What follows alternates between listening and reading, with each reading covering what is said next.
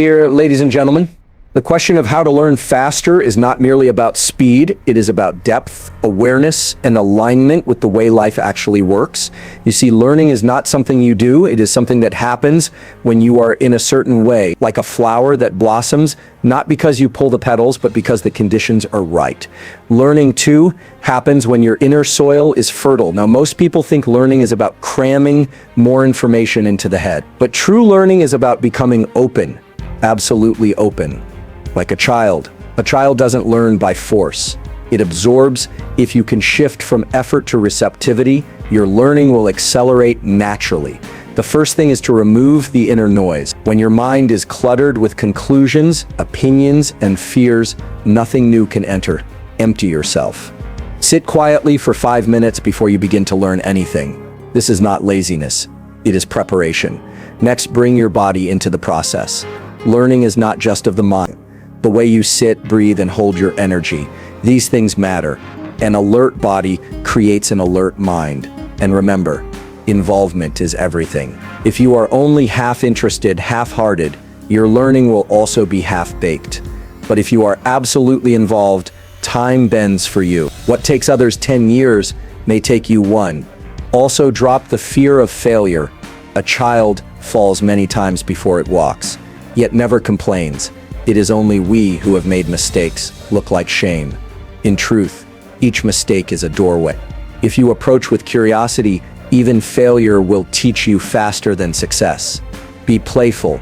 Don't turn learning into a burden. A joyful mind is like a sponge. It soaks up everything without strain. But a tense mind is like a rock. Water simply slides off. Finally, stay connected with life. Go beyond books and screens. Observe people. Watch nature. Listen. Life is the greatest teacher, if only you pay attention. So, dear ones, if you can bring this intensity, this joy, this humility, learning will not be a chore, it will be your natural state. And when you live like that, not only will you learn faster, you will begin to live deeper. Before you attempt to grasp any skill, before you even pick up a tool or open a book, the most vital thing you can do is create stillness within yourself. This may seem counterintuitive in a world that glorifies busyness and constant motion, but that is precisely the problem. We are too caught up in movement, too noisy within ourselves to actually receive anything deeply. Learning is not about gathering fragments of information. It is about becoming a vessel that is ready to hold something new. But tell me, can you pour pure water into a vessel that is shaking, spilling, already brimming with murky liquid? If your mind is already full of agitation, assumptions, anxieties, and distractions, whatever you try to learn will either be distorted or simply fall away. True learning requires an inner stillness where your mind is not racing ahead or clinging to the past, but is fully present to the now. Stillness does not mean inactivity. It is a state of alert presence. It is a quality of attention that is undivided, quiet, and potent. Have you observed how a wild animal in the forest pauses before it acts, utterly still, yet completely aware of every movement around it? In that stillness lies immense power. That is the kind of mind required for real learning. Most people approach learning with stress, with a sense of pressure, as if they're chasing something. But the more you chase, the more elusive learning becomes. Think of it like trying to see your reflection in a pond. If the water is stirred and disturbed, even the clearest face will appear broken. Only when the water is still does the reflection become clear. Your mind is that water. When it is still, reality reflects itself in it naturally. You do not need years of meditation to access this stillness. Just a few minutes of conscious breathing, sitting quietly and tuning into the moment can shift your entire energy. Put away your devices, close your eyes, take a breath, observe. In those moments, you are not trying to memorize or master, you are simply becoming receptive. And in that receptivity, learning begins without struggle. In stillness, your senses become sharper. Your attention goes deeper. What you hear, you truly hear. What you read, you truly absorb. What you practice, you embody. This is the difference between shallow learning and profound transformation. One stays on the surface, the other sinks into your being. So before you do anything else in your journey of learning, stop, sit, empty yourself, not because there is nothing in you, but because you want to make room for more. Make stillness your foundation, and learning will become not just faster, but richer, deeper, and infinitely more joyful. We live in a time where effort is worshipped. The harder you try, the more you are praised. And yes, there is dignity in effort, but there is also a danger. When you try to force learning, when you make it a stressful pursuit driven by ambition, fear, or comparison, something essential is lost. You may accumulate information, but the inner transformation that makes it real wisdom does not happen. Learning in its most natural form is not something to be forced. It is something to be allowed. It is like breathing. If you try too hard to breathe, you will hyperventilate. But when you allow the breath to flow, when you are in rhythm with it, the entire system relaxes and becomes alive. In the same way, the mind has its own rhythm. It learns best not when it is tensed or pressured, but when it is open, curious, and calm. There is a profound difference between learning with effort and learning with receptivity. When you are effortful, your energy moves outward. You are straining, reaching, grasping. But when you are receptive, your energy becomes inwardly set. It is like sitting under a tree and letting the fruits fall into your hand, rather than climbing and shaking every branch in desperation. Observe children. They don't force themselves to learn how to walk or speak. They don't set goals or create study schedule. They are simply involved, curious, and present. They are open, and because they are so open, they absorb like sponges. They don't learn slowly because they are children. They learn fast because they are receptive. Their minds are not cluttered with fear of failure, self-doubt, or expectations. They are simply here in the moment. This is the secret most adults forget. We confuse activity with effectiveness. We believe that by doing more, by pushing harder, we will learn fast. But a mind that is constantly tense and striving is like a clenched fist. It cannot hold anything. Only an open palm can receive. If you want to accelerate your learning, you must learn how to relax into it. That does not mean you become passive. It means you become sensitive. In this state, even a simple word, a glance, a gesture, can teach you something profound. You begin to see patterns, connections, subtleties that a restless mind will miss entirely. In this way, 10 minutes of deep receptivity can be more powerful than 10 hours of restless study. This is not about laziness. It is not about doing nothing. It is about doing what is necessary, in the right way, with the right awareness. The earth does not try to grow trees. It simply allows the right conditions, and life flourishes. You are the same. Prepare the ground, be fully present, remain open, and what needs to grow will grow. To be receptive is to be in tune with life, not against it. When you learn this, you will see that speed is not always about acceleration. It is about alignment. When you are aligned within yourself, what once took great effort begins to happen effortlessly. In the modern world, we have somehow come to believe that learning is a function of the brain alone, that the body is merely a vehicle to carry the head from one place to another. This is a grave misunderstanding. The body is not separate from the learning process. It is an instrument of intelligence, a vessel of memory, a field of perception, far more subtle than most realize. When your body is dull, fatigued, or disconnected, your mind too becomes sluggish. You may try to concentrate, but you'll find it difficult. Your eyes may scan the words, but comprehension remains shallow. Attention flickers. Memory resists. Learning becomes a chore, not because of the material itself, but because the body is not in a state of alertness. If you truly want to learn faster, the first thing to examine is not your curriculum, but your condition. How you sit, how you breathe, how you hold your spine, how your energy moves. Learning is not just a cerebral process. It is energetic. Every cell of your body is involved. Have you noticed that when you're physically well, your mind is sharp, clear, receptive, and when your body is heavy, tired, or unwell, even simple tasks feel burdensome? Bring your body into alignment. Sit with a straight spine, not out of discipline, but because your nervous system functions better when energy flows without obstruction. Breathe consciously, not just during meditation, but as a way of being. Feel your presence in your limbs, your hands, your feet. When the body is awake, the mind follows. This is why ancient traditions across the world never separated learning from physical discipline. Whether it was martial arts, yoga, dance, or even traditional crafts, Learning always happened with full bodily involvement. The body is not just a support system. It has its own memory. What you repeat physically, even without thinking, becomes embedded. A craftsman's hands learn what the brain cannot articulate.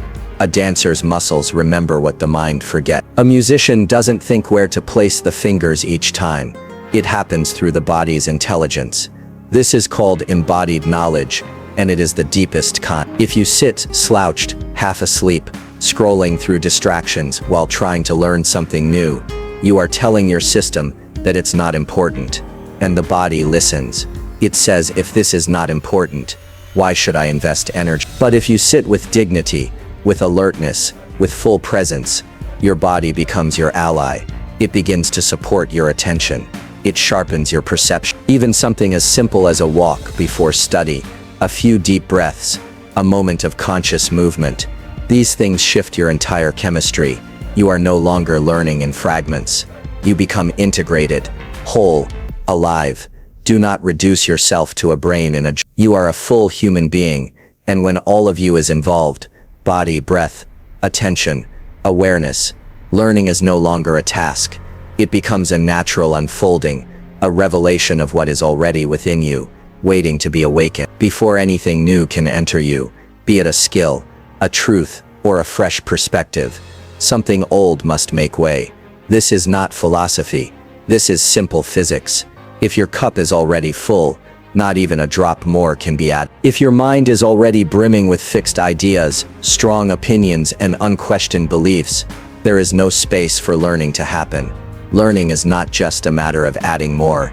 It is first and foremost a matter of emptying. But this is what most people feel. They are more interested in defending what they know than exploring what they do not. If someone says something different, they quickly respond, I already know that, or I disagree. Their identity is tangled with what they have accumulated, so letting go even for a moment feels threatening. But if you are not willing to be uncertain, if you are not willing to be wrong, you are not ready to learn. Because real learning is not about confirming your past. It is about transforming who you are now. Every opinion you hold, every belief you carry, every conclusion you've drawn, look at them closely.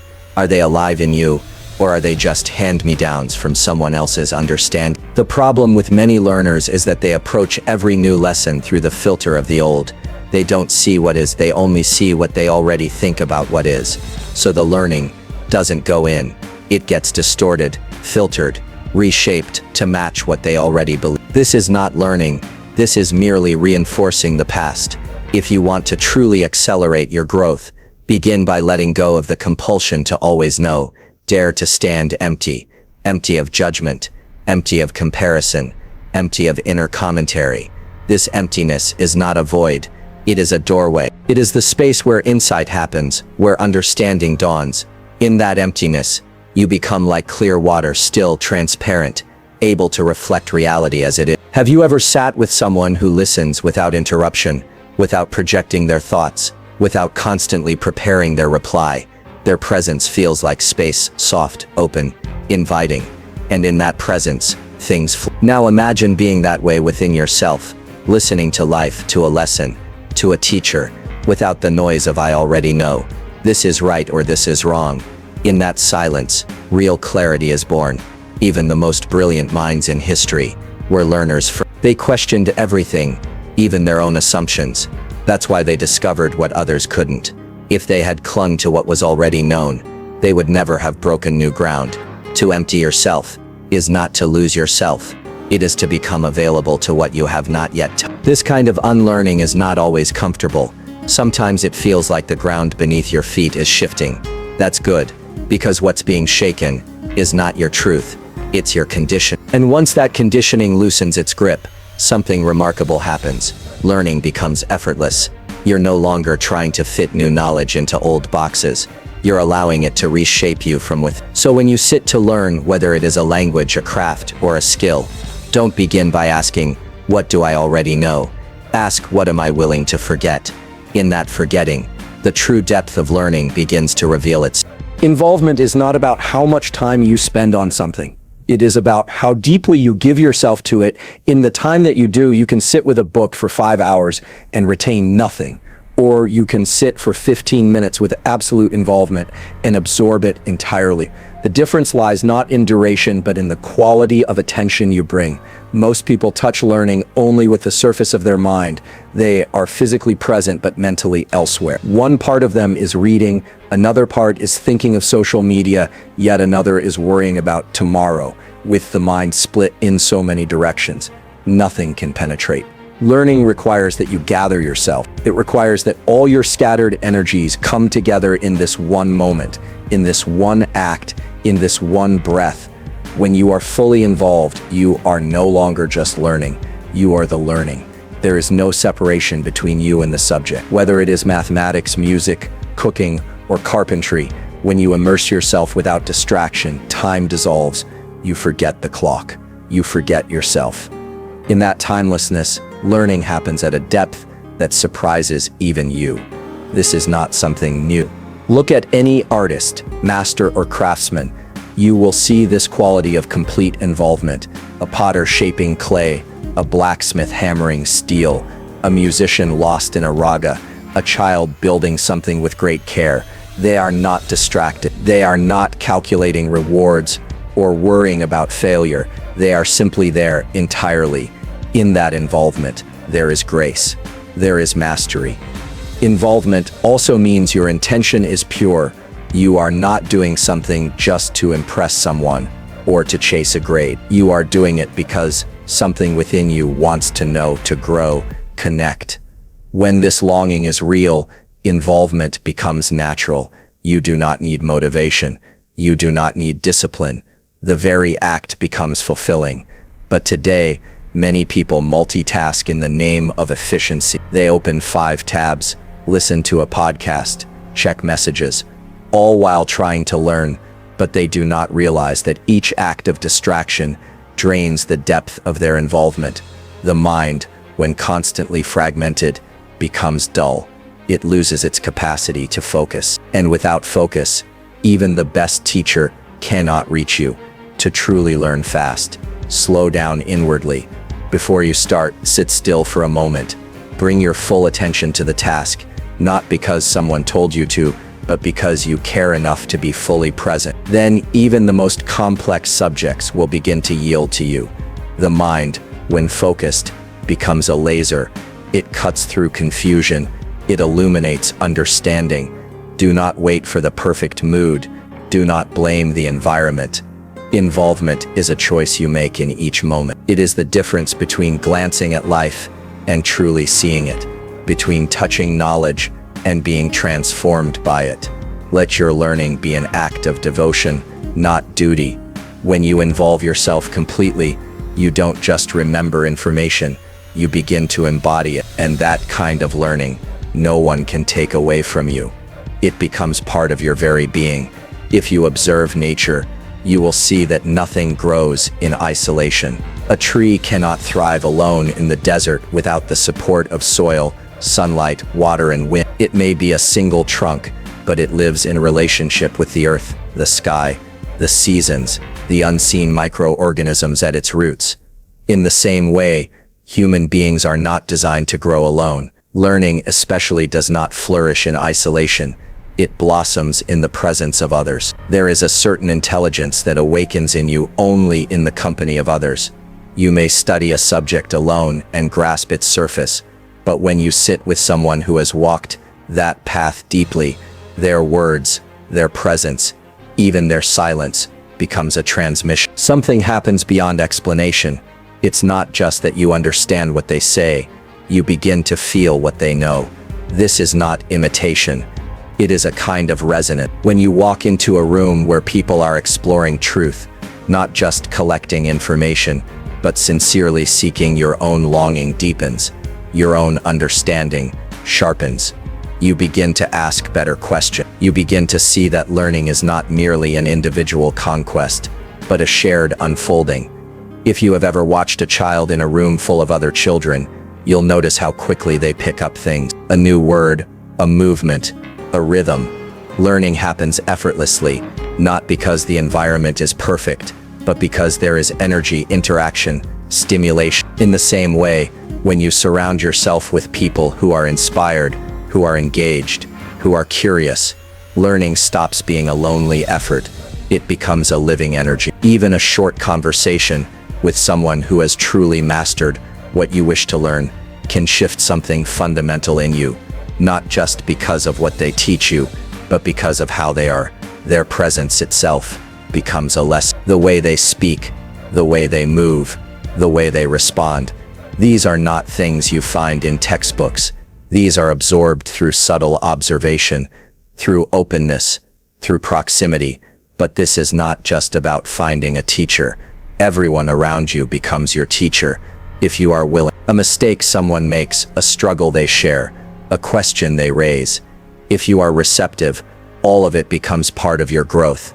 You do not have to agree with everyone, but if you listen deeply, without judgment, you will always find something to learn. Isolation, on the other hand, breeds stagnation. The mind becomes an echo chamber. You keep recycling your own ideas, your own interpretations, until they harden into dogma. But when you interact, when you are challenged, when you are questioned, not from a place of conflict, but of curiosity, you are forced to grow. Your learning deepens, not because someone else gave you answers, but because their presence pushed you to explore further within yourself. This is why ancient traditions placed such importance on the learning space, not just the teacher, but the community of seekers. They knew that when people come together with a shared longing to know, a different dimension of intelligence opens up. Learning is no longer linear. It becomes organic, dynamic, alive. So do not isolate yourself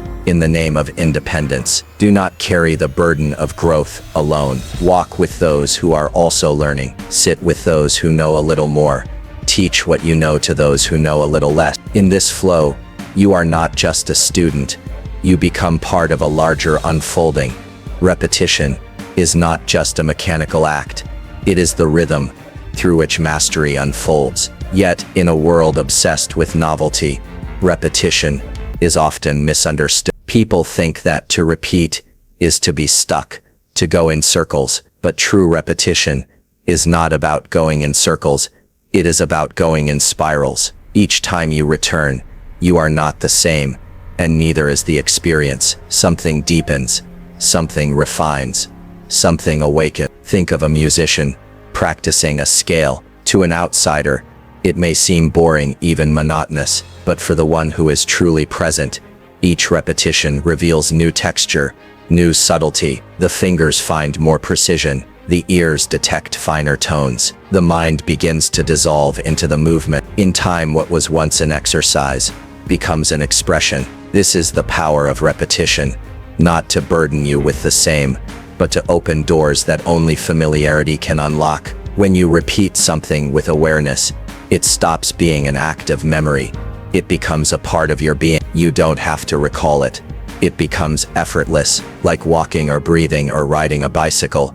You don't think about it anymore. It flows through you, and that is the goal of true learning, to move from effort to ease, from theory to embodiment. But repetition without attention is useless. If you mindlessly repeat something over and over, you only strengthen habit, not understanding. Many people make this mistake. They think repetition means doing it more. No, repetition means doing it better, doing it deeper, doing it more conscious. Each cycle is an opportunity to refine, not just to reinforce. Watch the craftsmen who shape wood, or the potters who mold clay. Their hands move the same way, hundreds of times, but with each repetition, they are present, they are watching, they are listening to the material. That presence is what makes their work come alive. Without that, even 10,000 repetitions will not produce mastery. There is another dimension to repetition. It prepares the mind to be still. When you repeat something with focus, your mind becomes less restless. The internal noise quiets down. You begin to experience absorption. What was once difficult becomes natural. What was once foreign becomes familiar. This is how learning transcends information and becomes transformation. You must also learn to trust the repetition. Sometimes the results will not be immediate. You may feel like nothing is changing, but underneath, something is shifting. Your system is aligning. The roots are growing. even if the leaves are not yet visible. The mistake most people make is they stop too soon. They expect change after 1 or 2 attempts, but true growth takes time. It takes rhythm. It takes returning again and again, with patience, with devotion. This is not just about skills, it is about life itself. Whether you're learning to focus, to love, to forgive, or to create, repetition is your ally, not the repetition of routine, but the repetition of intention. To sit each day with the same longing, the same willingness, even if nothing seems to happen.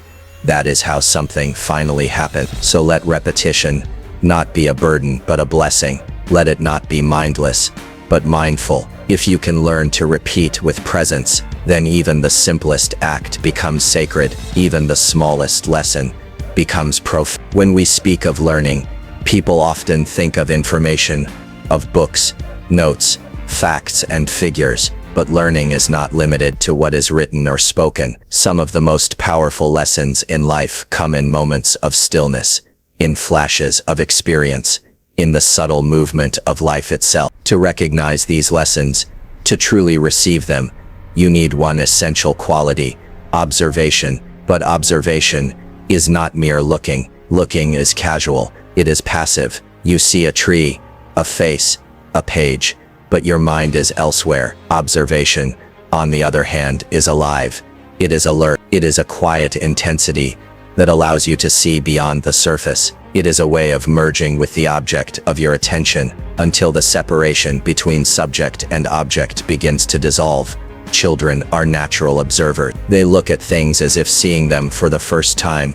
Because they are seeing them for the first time, their eyes are not clouded with assumptions. Their minds are not yet dulled by the burden of knowing. So they observe deeply, and they learn rapidly. But as we grow, we stop observing. We assume, we label, we rush, and in that rush, we miss life's quiet teachings. To become a fast learner, you must reclaim this power of observation, not just through the eyes, but through all your senses. Observe how your body feels when you sit a certain way. Observe how your breath changes when your mind is tense. Observe how someone's tone carries more meaning than their words. The world is not silent.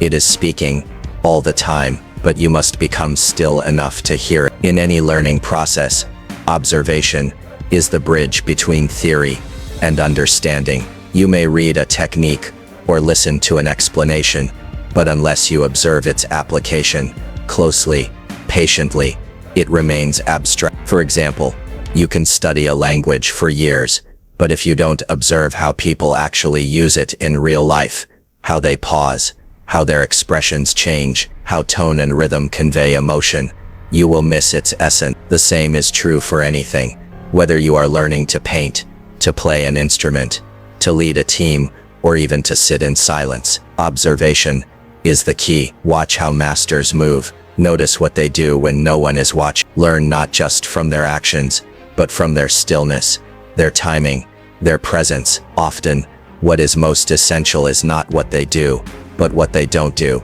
But to observe deeply, you must drop your internal commentary.